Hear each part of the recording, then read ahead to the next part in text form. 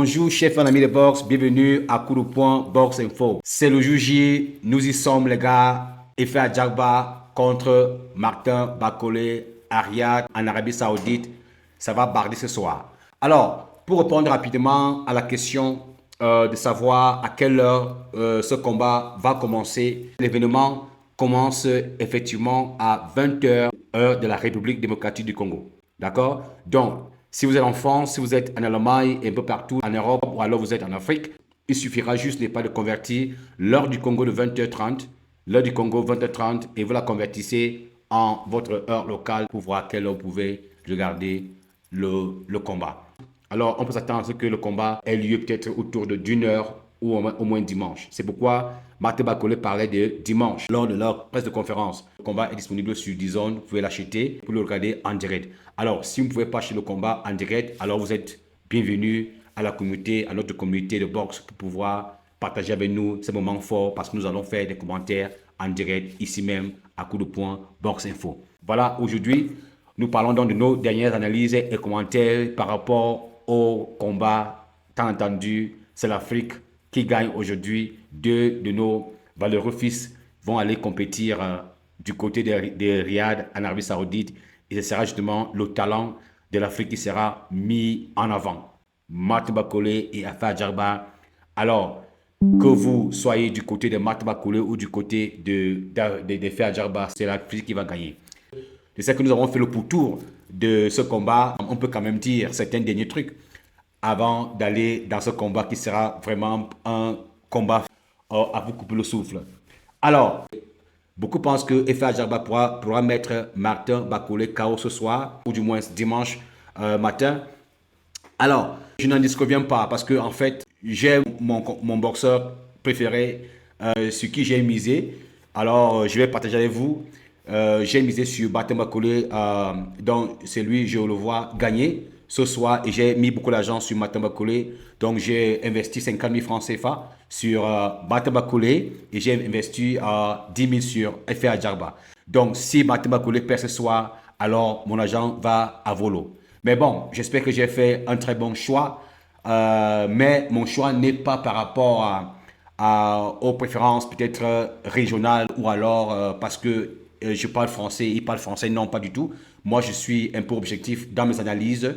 Je donne la chance à tous les boxeurs et je choisis mes boxeurs par rapport à mes analyses scientifiques que je vois avec leurs compétences. Les compétences de Martin Bakole par rapport à celles de Efe Ajagba me permettent de miser beaucoup plus sur Martin Bakole que de miser sur Efe Ajagba. Même les preneurs de paris voient en ce combat la victoire de Martin Bakole.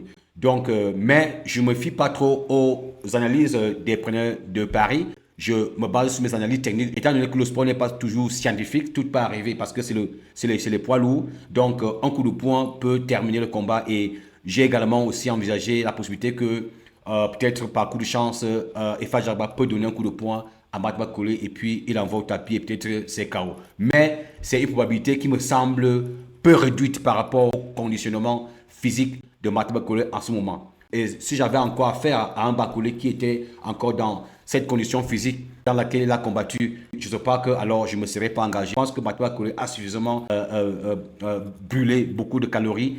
Et aujourd'hui, je pense qu'il a retrouvé ses réflexes, il a retrouvé n'est pas son agilité. Et je pense que ce sera un combat tout à fait excitant et je pense qu'il pourra effectivement gagner ce combat ce soir. Donc, je vais justement faire une petite démonstration pour vous montrer ce sur quoi je me suis basé pour pouvoir mettre en avant Martin Bakole comme victorieux dans ce combat. D'accord? Bien. Alors, quand j'ai fait mes analyses, je me rends compte que lorsque Martin Bakole a combattu Gerald Anderson aux États-Unis. Voyez? Bien. Martin Bakole, il est parti dans ce combat, il pesait 128 kilos. D'accord? Il pesait 128 kilos, alors que Gerald Anderson pesait 114 kilos. D'accord? Et on a vu des MB, on a vu comment il était habile, il était très rapide. Et puis, il avait aussi cette voracité dans ses coups de poing. Donc, des uppercuts qui sortaient de partout, tous azimuts.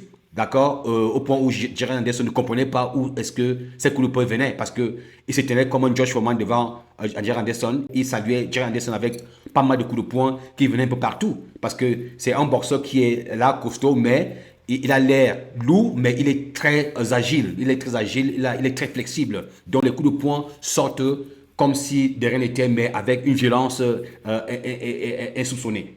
Donc, avec ça, il a combattu donc avec 100, il avait 128 kilos, alors que son adversaire, Jerry Anderson, avait 114 kilos. Bien. Dans ce combat, avec Adjarba, il pèse, comme on l'a dit, 135 kilos. Entre 135 kilos et 128 kilos, ça veut dire que Martin Bakole va dans ce combat étant un peu plus lourd que lorsqu'il a combattu Jerry Anderson. D'accord? Vous pouvez faire un peu la différence de poids entre, donc tu fais 128, 135 moins 128. Vous voyez un peu la surcharge pondérale qu'il a en plus en allant dans ce combat. Ce qui fait que, en fait, ça fait donc plus de résistance et plus de force dans ses frappes. Bien. Maintenant, lorsque je vois du côté d'Adjarba, lorsque Adjarba, son dernier combat avec Vianello, d'accord, où Efe Adjarba n'a vraiment pas fait bonne figure, il faut le dire, le combat d'Efe Adjarba, il n'a pas fait bonne figure. Il s'en est fallu de peu, Efe Adjarba perdait ce combat. Efe Adjarba avait 109 kilos, alors que son adversaire avait 110 kilos. Et Efe Adjarba, dans ce combat, il va avec 108 kilos. Ça veut dire que Efe Adjarba a perdu 1 kilo. Avec 109 kilos, Efe Adjarba n'a pas pu mettre Vianello KO. Et si on compare donc Vianello avec Martin Bakole, il n'y a pas match.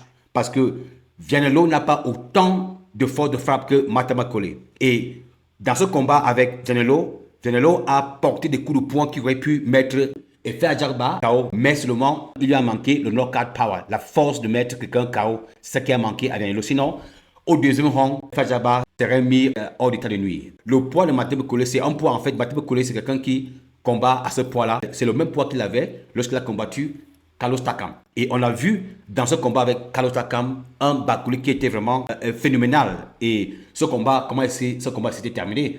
L'arbitre avait jugé opportun d'arrêter le combat. Carlos Takam subissait une bastonnade qui n'avait pas de nom. Et puis l'arbitre a jugé opportun d'arrêter le combat. Voilà. Donc, dans ce combat-ci, je pense qu'avec 135 kilos contre 108 kilos, c'est un peu trop, quand même. Donc, ça veut dire que si Efe Adjarba n'a pas pu mettre Vianello KO qui pesait 110 kilos, est-ce que c'est donc Bakole qui pourra mettre KO et lui qui pèse aujourd'hui 135 kilos et avec l'agilité? Parce que les compétences de boxe de Martin Bakole sont très loin de celles de Vianello, d'accord? Je peux me tromper, mais bon, si je perds mon argent, mais bon, je serai quand même satisfait de mon choix. Ce choix est scientifique, il me permet d'aller contre Efe Adjarba dans ce combat, mais sauf que les surprises sont existantes en boxe. Il peut arriver que peut-être entre temps, par rapport à son dernier combat et ses entraînements, peut-être qu'il a corrigé un certain nombre de choses et qu'il pourrait peut-être surprendre Martin Bakole si ce dernier affiche une certaine désinvolture. Martin Bakole est très habile au contre et il est très habile dans les combats rapprochés. Donc ça veut dire qu'aujourd'hui, Martin Bakole doit pouvoir casser la distance sur ces rings-là et pouvoir pénétrer, n'est-ce pas, pour pouvoir réduire la longe d'Efe Adjarba, comme je l'ai dit dans mes vidéos. Il doit pouvoir casser la distance et puis se trouver face à face à Efe Adjarba pour sortir des combinaisons. Parce que Martin Bakole, il peut lancer 3-4 coups de poing avec une seule main gauche. Et puis, maintenant, il revient avec une droite qui peut être soit un crochet, soit un uppercut. Et il a le même uppercut, même avec la main gauche. Martin Bakole a trop de variations dans son jeu. Et ses coups de poing ne sont pas prévisibles. Donc, Martin Bakole a des coups de poing qui sortent un peu partout. D'accord? C'est pas prévisible. Donc, c'est pour ça que c'est dit, il constitue plus un danger pour Efe Adjarba parce que Efe Adjarba, c'est un combattant orthodoxe. Il est prévisible. Et je vais vous montrer pourquoi est-ce qu'il est prévisible. Et lorsque un boxeur a lu le jeu, comment est-ce que Efe Adjarba combat, il peut facilement ne pas le mettre KO.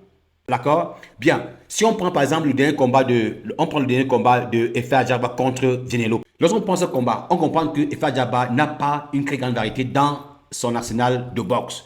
Efe Adjarba, c'est son jab et puis c'est la droite. D'accord? Et parfois, il peut avoir, lorsqu'il peut plus rapprocher de lui, il peut vous sortir un uppercut. D'accord? Et puis, il est lent par rapport à... Il est un peu lent. Il est vraiment lent. Il est lent par rapport à Bakole. Il est même plus lent que Deontay Wilder. Parce que Deontay Wilder est rapide. Sauf que Deontay Wilder, lui, il ne mesure pas des points. Lui, il travaille, il n'utilise pas son intelligence parfois. Deontay Wilder, lui, il a juste un coup de poing, son coup de poing qui est le marteau et qui lorsqu'il le lance, tu le vois venir, tu vois son coup de poing venir à distance. Donc, on peut facilement l'éviter. C'est ce que Joseph Parker a fait. Lorsque Joseph Parker combattait Deontay Wilder, il pouvait voir, n'est-ce pas, à distance, n'est-ce pas, son bras droit venir et il peut l'esquiver. Et lorsque tu as esquivé le coup de poing de la droite de Deontay Wilder, alors il n'a plus de réponse parce qu'il n'a pas une gauche qui tient du tout. D'accord? Bon, là, sur le plan là, Deontay Wilder est plus rapide que Efe Ajagba. Je parle de Deontay Wilder et d'Efe Ajagba parce que je vois un peu les similitudes entre les deux boxeurs. En fait, ils ont la même apparence physique. Ils ont quelque peu le même style de jeu quand ils bagarrent. Et maintenant, avec Efe Ajagba, c'est que c'est quelqu'un qui fait le minimum en boxe. C'est-à-dire qu'il n'a pas trop de variété. D'accord? Ce qu'il sait faire, c'est que c'est son jab et c'est sa droite. Donc, dans le combat avec son combat avec Vianello, d'accord, lorsqu'on le regarde très bien, parce que au deuxième round, Vianello aurait pu mettre Efe Ajagba KO. Ce qui lui a manqué, c'était la force de frappe. Il n'y avait pas la force de frappe dans ses coups. Alors, je vais vous montrer tout à l'heure. Je vais vous montrer tout à l'heure ce que j'ai vu dans ce combat. Et puis, on peut justement repartir. On peut le regarder rapidement en direct avant de nous préparer pour le combat. Essayez un peu de parcourir rapidement ce combat de Efe Ajagba contre Vianello. Très bien. Voilà. Nous sommes ici. Voilà un peu. Ici, nous sommes ici dans le combat. Alors, on a Efe Ajagba qui est là avec Vianello. OK? D'accord. Ce que Efe Ajagba fait, c'est que il est là, il est orthodoxe. OK? Il est orthodoxe. Parfois, il peut aussi aller à Southpaw, de gauche. On dit Southpaw en anglais, c'est gauche en tout cas. Donc, il peut avoir une position n'est pas de gaucher. Et il peut également, parfois, il peut combattre à l'orthodoxe. Mais il est beaucoup plus connu comme un boxeur qui fonctionne dans une position orthodoxe. D'accord? Dans la main droite. Donc, même chose avec Martin Bakole. Très bien. Bien, dans ce combat, donc, voici un peu le jeu d'Efe Ajagba qui se résume simplement. Bien, Efe Ajagba, il est là. Bien, ce qu'il fait, alors, il avance. Ce qu'il va avancer, il va d'abord lancer son jab. Alors, son jab est parti. Vous voyez, le jab part. Quand son jab part, il faut attendre maintenant la droite. Qu'est-ce qu'il fait? Le jab est parti. Et ce jab, alors, voilà son jab donc qui va. Alors, lorsqu'un boxeur sait que Efe Ajagba va lancer son jab et après c'est plutôt la droite qui va suivre. Vous voyez ce que Vianello fait? Vianello l'intercepte avec déjà sa gauche. Sa gauche, mais il manque un peu la frappe parce que Efe Ajagba baisse un peu sa tête et puis son coup de poing, sa gauche, n'atterrit pas très bien sur la tempe de Ajagba. Et Ajagba là, maintenant, a l'occasion donc de lui mettre la droite. Et la droite, il esquive. Il baisse la droite. Il esquive. Et vous voyez un peu la position de Efe Ajagba. Alors, maintenant, on revient. OK. Il a un peu frôlé sa tête. Voilà. Et puis, qu'est-ce que Vianello fait? Il réplique un peu. Et maintenant, le coup de droite, la droite d'Ajagba est toujours là pour donner. Parce que c'est sa droite qui est en fait sa force. Bien, il revient. Alors, on revient là. Qu'est-ce qu'il fait? Il commence toujours avec le même style. Il va toujours d'abord lancer sa gauche et puis ça va suivre avec la droite. D'accord? Voilà. La gauche part, ça touche Vianello, mais le jab de Ajagba, ce n'est pas un jab comme celui c'est pas comme un jab comme celui de Dubois. Parce que Dubois a un jab tel que il peut te mettre KO avec son jab. Son jab est rigide. Donc, quand il lance son jab est une arme. En fait, pour Dubois, c'est une arme. Mais pour Ajagba, le jab d'Ajagba n'a pas été une arme, même si parfois il peut être une arme. Mais dans ce combat, le jab d'Ajagba n'a pas été une arme. C'était juste pour distraire Vianello pour justement asséner sa droite. Donc, alors, ça frôle. Et puis, qu'est-ce qui vient? Directement, la droite revient. Et la droite, quand elle revient, et puis, Vianello a ce réflexe-là de se dégager de la zone du danger. Bien, il revient.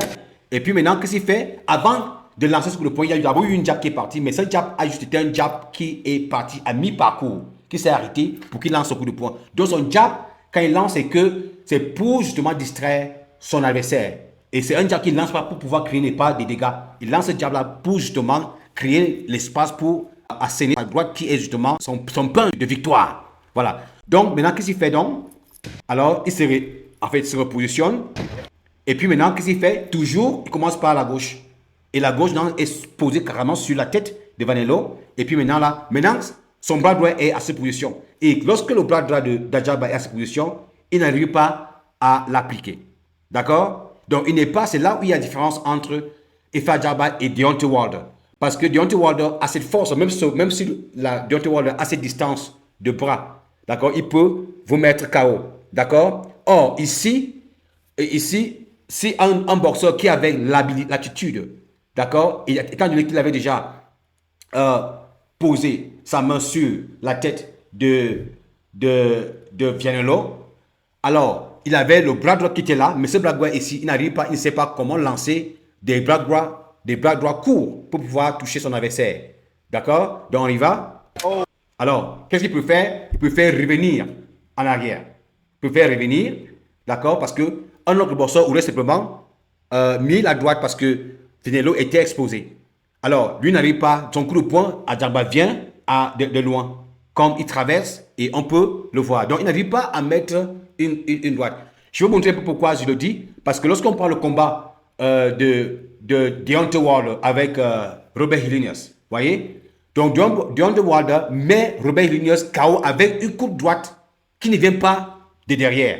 Ce que Efa Djaba aurait pu faire ici, il aurait pu simplement poser, n'est pas, cette droite à la tempe de Vianello, et Vianello simplement serait par terre. Donc, voilà donc la différence. Donc, je vous montre un peu par exemple avec Deontay Wilder. Vous voyez? Si on voit un peu ici avec Deontay Wilder, ici là, on voit, voilà ça. Alors, Deontay Wilder vient. Ok, il est là. Vous voyez? Voilà. Il y a sa gauche qui est là. Et puis, voyez la distance que Deontay Wilder a. Donc, Deontay Wilder souvent si il est justement dos contre les cordes. Et qu'est-ce qu'il fait? Voilà. Et puis, pim, voilà. Voyez un peu la distance que Deontay Wilder a eu. Parce qu'il était exposé, Deontay Wilder a juste mis une coupe droite. Et puis, qu'est-ce que ça va? Ça veut dire un KO énorme. Ce qui est différent avec Vianello. Vous voyez? D'accord? Voilà, il vient, et puis il loupe. Même chose. Voilà.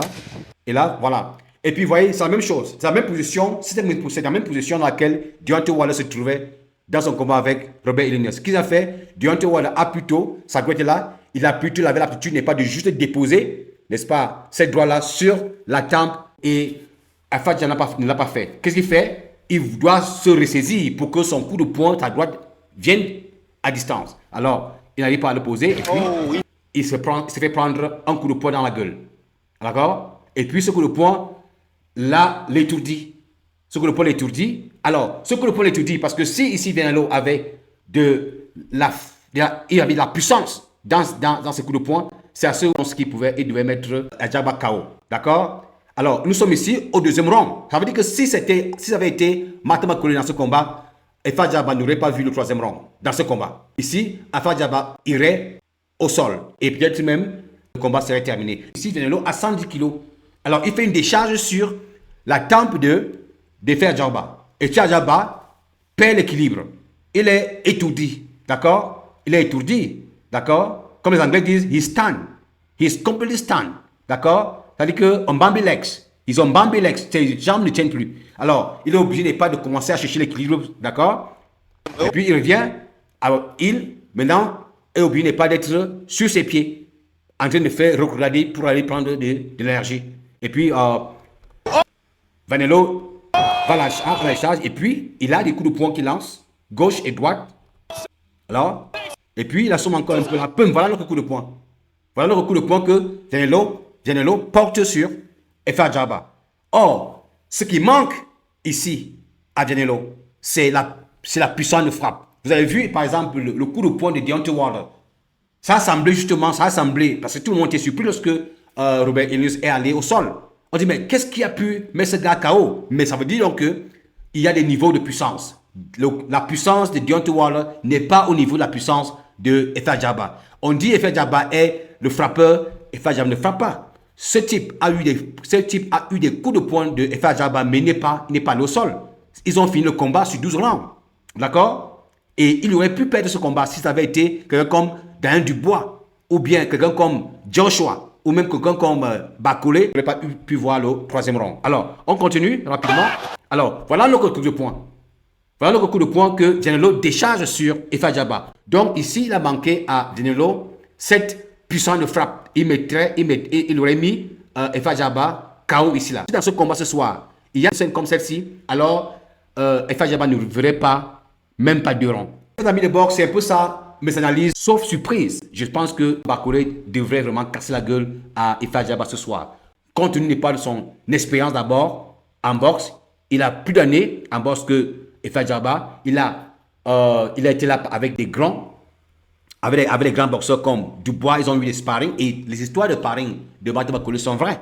Il faut le dire, hein. Ils sont vrais pas parce que Martin Bakole a perdu à je sais pas que quand on dit que aujourd'hui on dit qu'il n'est plus le boogeyman. Ces déclarations sont vraies parce que Martin Bakole le dit à personne entre ces boxeurs n'est jamais venu dire que non, Martin Bakole ment. Il le dit clairement sur tous les médias. Et tout récemment, Joshua lui a dit que Bakole is a serious fighter. Donc il le dit en connaissance de cause. Sauf si Bakole déçoit ses fans. Mais il a les compétences pour pouvoir battre Efa Djaba et bien le battre. D'accord? On aurait même peut-être l'impression qu'en fait, ces deux-là ne devraient pas se trouver sur le ring. C'est mon sentiment que j'ai. J'ai le sentiment que, en fait, dimanche matin, on va regretter, mais pourquoi est-ce qu'on a mis Martin Bakole et Efa Djaba sur ces rings? J'ai beaucoup de respect pour Efa Djaba pour qu'il a fait, c'est un cogneur. Même si on arrivait à réorganiser un combat entre Bakole et Joseph Parker, je ne suis pas sûr que Joseph Parker accepterait ce combat. On donne un camp d'entraînement plein à Martin Bakole et on donne un camp d'entraînement plein à Joseph Parker. Je suis sûr que Joseph Parker va encore réfléchir par 2 fois avant d'accepter affronter Martin Bakole. Sauf qu'aujourd'hui, il ne peut même pas le faire parce qu'il est déjà proche du titre. Donc revenir faire un combat avec Martin Bakole, c'est absurde pour lui parce que Bakole en ce moment ne fait rien du tout. Parce qu'il a perdu, je sais pas, qu'il a perdu sa position. Donc aucun boxeur qui est productif ne peut accepter combattre avec Bakole parce que c'est un gros risque. Parce que ce boxeur pourra venir perdre à Bakole et donner à Bakole la chance d'aller compétir au titre. Donc, même comme Bakole a annoncé qu'il va demander à son excellence Tek Kalashi s'il gagne dimanche, il va demander à Tek Kalashi devant tout le monde entier qu'il voudrait que la revanche, un combat de revanche soit organisé avec Parker, mais je suis sûr que Parker ne s'attirerait pas ce combat parce que c'est un combat qui ne représente rien du tout pour Joseph Parker. Il ne gagne rien du tout. Il a plus à perdre qu'à gagner. Donc c'est un combat pour moi qui n'a pas de sens. Donc ce qu'il faut, Martin Bakole doit d'abord chercher à battre Efa Djaba ce soir et maintenant voir comment il peut se repositionner pour pouvoir compétir pour le titre. Pour l'instant, Joseph Parker doit combattre obligatoirement aussi pour la ceinture WBO. Je remercie déjà tous ceux qui ont participé au débat concernant ce combat et ceux qui continuent de participer, ceux qui vont continuer de soutenir la chaîne. Nous serons connectés aujourd'hui pour les commentaires en direct. Donc vous êtes bienvenus pour partager avec nous vos idées, vos analyses et que nous vivions ensemble ce combat magnifique qui va se passer ce soir. Alors vous êtes bienvenus à venir échanger avec nous à Coup de Poing Box Info. Ceux qui ont choisi Efa Djaba, je vous souhaite bonne chance. Et ceux qui ont choisi n'est pas Martin Bakole, je vous souhaite bonne chance. Ben, au terme du processus, c'est l'Afrique qui gagne. Voilà, c'est pourquoi j'ai mis ma chaîne Afrique. I love you guys. So let's hook up tonight. We have a fight. Martin Bakole is going to take on Efa Djaba. Is Nigeria against Congo, but is Africa that's going to win tonight. Thank you so much, guys. Et merci encore pour vos cœurs, pour vos likes, pour votre abonnement. Alors les gars, on se voit. I'm out.